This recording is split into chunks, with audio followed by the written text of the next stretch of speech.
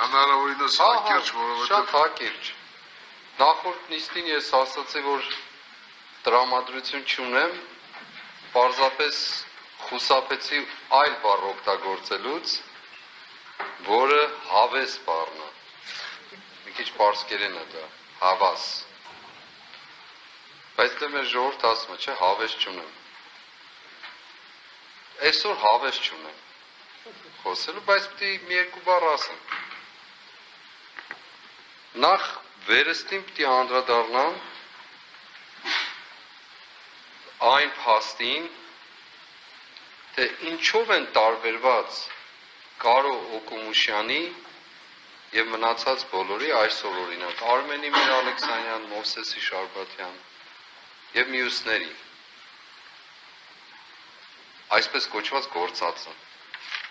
Ինչ ապացույցներ կան դրանց վերաբերյալ, որոնցից խուսափում ենք ներկայացնելու կամ խուսափում ենք։ Մեղադրող կողմը խոսում է ինչ-որ բաներից, որը բոլորի մասին նույնն է։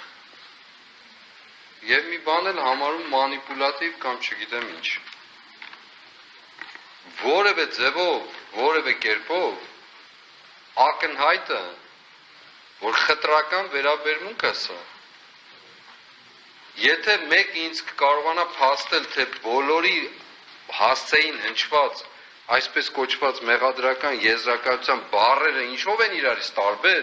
եւ ինչով է որոշում կայացվում, կընդունեմ, բայց չեմ կարծում, որ դա այդպես է։ Եվ Սիրակի իմաստությունը, որ խորհուրդ կտամ ընդհանրապես կարդալ, շատ հրաշալի խոսք ունի, ասում է մի ձգտիր դատավոր լինել, գուցե չկարողանաս վերացնել անիրավությունը, գուցե երբևէ ակնածելով հզորից սայթաքես քո արդարությունից։ Մեր մասին այսօրվա, դուք պատվարժան դատարան, արդարադատություն եք անում, բայց թույլ տվեք այդ բառը ստուգաբանել, դատում եք արդարությունը, ոչ թե արդարադատությունը իրագործում։ Հենց այսօր ես էլ հետ չգնամ, Կարո Օկումուշյանը ինչով էր տարբեր մյուսներից, Կարոն ընդհանրապես որևէ բանի հետ կապ չունի, ինչով էր տարբեր, կարող եք փաստել դա, կարող եք վկայել, թե ավտոմատ դրված, թե ինչ ասում է, ուրեմն դա է,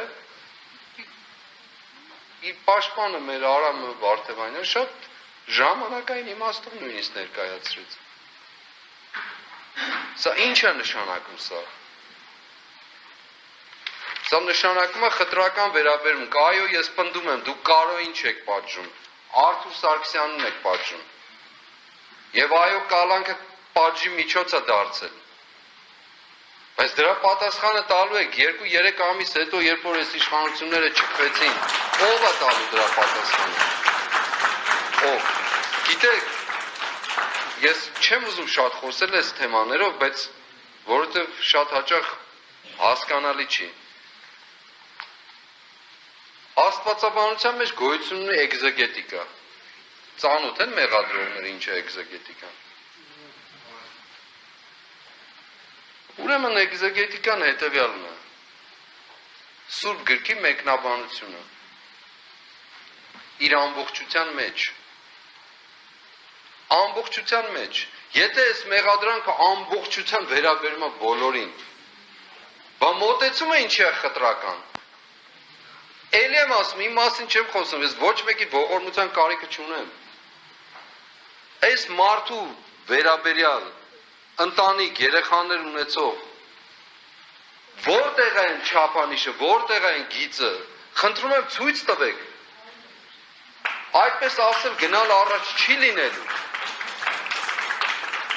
այո դուք արդարությունը դատում եք, դուք արդարադատություն չեք իրականացնում, եւ այո Մխիթար Գոշը երիցս ճշմարիտ է, երբ որ մեղադրող չի ասում ամբաստանով, մի բան էլ վրան դնելով, այո այստեղ ամբաստանությունը տեղի ունենում եւ արդարության դատում հենց Կարոյի նկատմամբ եթե ձեզ թվում է որ Մովսեսին ու Արմենին ինչ որ կերպով մեղմեցիք եւ դա գոհություն պիտի պատճառի ոչ ես ասում եմ Ինչպես Լիդիայի պարագային էր, ինչպես Վահագն Չախալյանի պարագային էր։ Այստեղ մի ժամ հարց տվեցիք, կես ժամով գնացիք կողքի սենյակը եւ վերադարձաք անհասկանալի որոշումով։ Որ մեկինն է տարբեր։ Ասեք, մի բառ ասեք դրա մասին։ Չեք կարող ասել։ Եվ քանի որ չեք կարող ասել, լղոզված տեքստերը կարտասանում։ Այո, Շամշադինում ասում են, do not insult my intellect։ Իմ ինտելեկտը վիրավորված է։ Այո, այդպես է, Արթուրին չեք թողում խոսել, այո, մի թողեք։ Պատգամավոր մարդուն 4 զավակներ ունեցող։ Ինչ է սա նշանակում։ Հրատապ ինչ որ բաներ են կանում, բայց կոնկրետ մարդու նկատմամբ խտրական վերաբերմունքը, մարդկանց նկատմամբ խտրական վերաբերմունքը,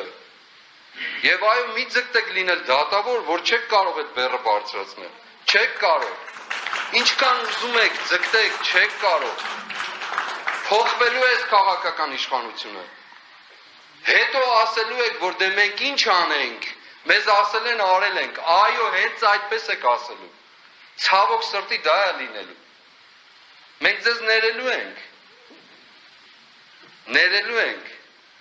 բայց արդարադատություն ենք իրականացնելու, որովհետև առաջին արդարադատը երկնքում է, դուք դրա առջև եք պատասխան տալու, այո այսօր ես չասեմ 8 ամիսը իր հերթին, բայց այսօր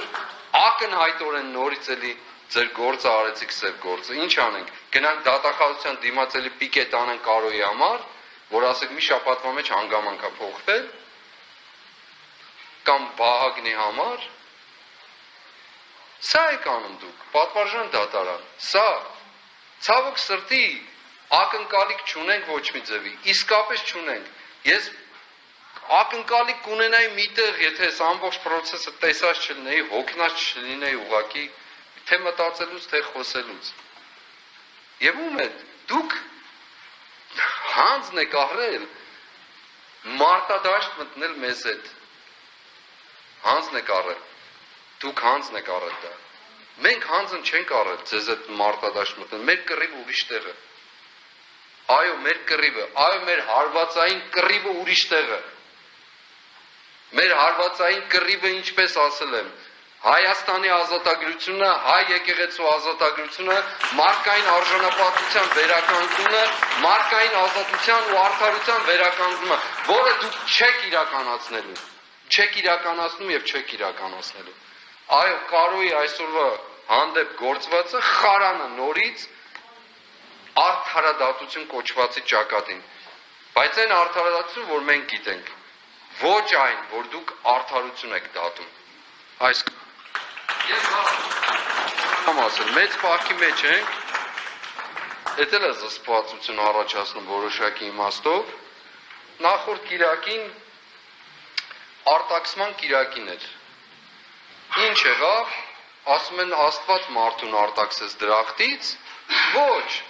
մարդը մերժեց դրախտը, հիմա դուք մերժել եք արդարությունը,